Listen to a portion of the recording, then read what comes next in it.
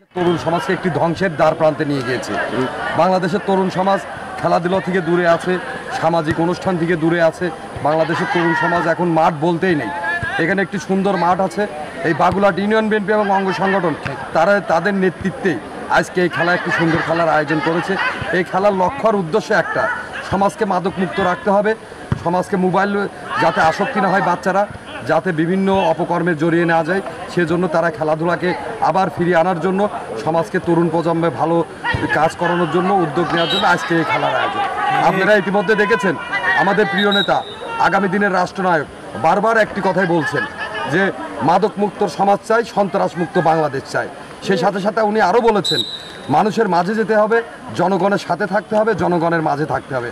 সেজন্য তারা আজকে আমাদের খুকসা কুমারখালীর গণমানুষের নেতা, বারবার নির্বাচিত সাবেক সফল পৌর মেয়র, কুমারখালী উপজেলা বিএনপির সম্মানিত আহ্বায়ক আলহাজ নুরুল ইসলাম আনসার প্রামাণিক আজকে এই খেলার প্রধান অতিথি ছিল। উনি আজকে খেলাটা উদ্বোধন করেছেন। আমরা এই খেলাকে সাধুবাদ জানাই।